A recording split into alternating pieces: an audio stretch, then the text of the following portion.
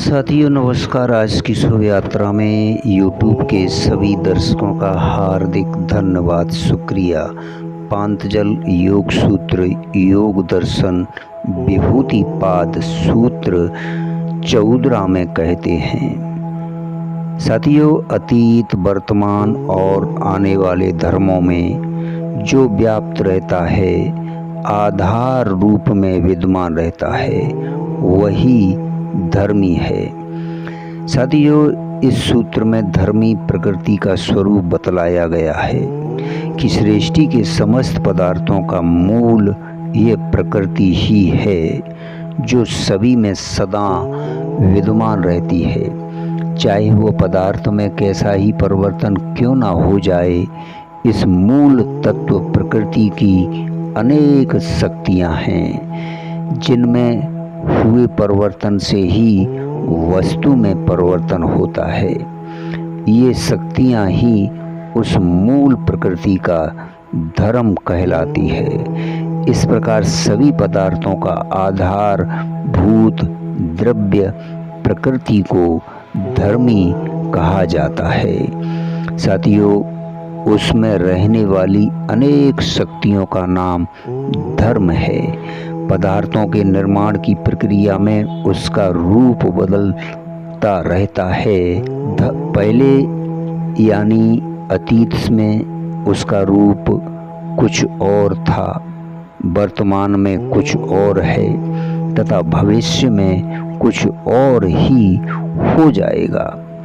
यह सब उसका धर्म है। यह सारा परिवर्तन धर्म परिणाम, लक्षण परिणाम तथा अवस्था परिणाम से होता है, किंतु उनमें आधार रूप में जो 3 स्थितियों में सदा विद्यमान रहता है वह धर्मी है। वह मूल धर्मी प्रकृति है जिससे संपूर्ण रूपों का विकास होता है। जिस प्रकार पहले जो बर्फ था, वर्तमान में पानी है तथा भविष्य में बाष्प बन जाएगा। ये 3 रूप उसके धर्म है तथा मूल में जो जल है वह धर्मी है। इसी प्रकार अन्य पदार्थों में समझना चाहिए।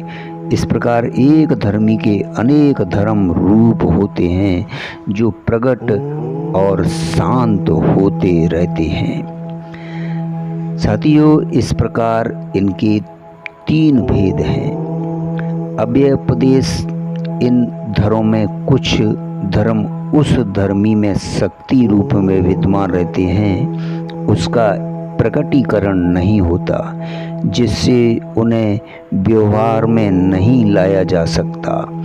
उन्हें अव्यय उपदेश कहते हैं। ये समय पाकर भविष्य में प्रकट होंगे, इसलिए इन्हें अनागत या आने वाले भी कहते हैं। जैसे बीज में वृक्ष छिपा है, बच्चे में पूर्ण मानव के सभी धर्म शक्ति छिपी हैं जो समय समय पर प्रकट होते हैं। साथियों जैसे लकड़ी में अग्नि छिपी है। मित्रों दूसरा है उदित। जो धर्म पहले धर्म में शक्ति रूप में छिपे हुए थे, उनका समय और परिस्थितियों को पाकर प्रकट हो जाना उस धर्म की उदित अवस्था है। इसे उस धर्म का परिवर्तन होना भी कहते हैं। जैसे बीज में छुपे वृक्ष का प्रकट हो जाना, बच्चे में 14 वर्ष की आयु पर काम शक्ति का प्रकट हो जाना, लकड़ी को रगड़ने से उसमें से अग्नि प्रकट होना आदि, इसका नियम यही है कि धर्मी में जो कुछ छिपी हुई शक्तियां हैं वे ही प्रकट होती हैं तथा एक दूसरे धर्म के मिश्रण से उसके अनेक रूप बन जाते हैं। जो धर्मी में निहित नहीं है वह नहीं बन सकता। यह संपूर्ण सृष्टि उसी प्रकृति के विभिन्न रूप हैं तथा इन रूपों की कोई सीमा भी नहीं है। विज्ञान भी ऊर्जा से विभिन्न पदार्थों के निर्माण की बात कहता है। साथियों, तीसरा है शांत। जब कोई धर्म अपना कार्य पूरा कर लेता है तो वे पुनः अपने मूल स्वरूप धर्मी प्रकृति में विलीन हो जाता है। उसे उसकी शांत अवस्था कहते हैं। विज्ञान भी कहता है कि ऊर्जा से ही पदार्थ बने हैं तथा वे पुनः ऊर्जा में परिवर्तन हो जाते हैं। नष्ट तो कुछ भी नहीं होता। यही बात आध्यात्मिक भी कहता है।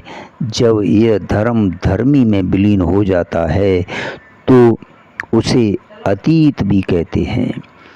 साथियों, इन धर्मी की तीनों स्थितियों में धर्मी प्रकृति सदा ही व्याप्त रहता है। धर्मी के बिना धर्म अलग से नहीं रह सकता, क्योंकि धर्म उसी की शक्ति है।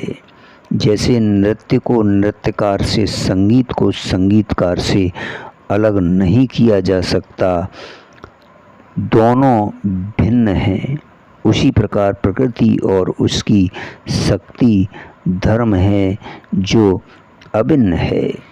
साथियों, धन्यवाद, शुक्रिया।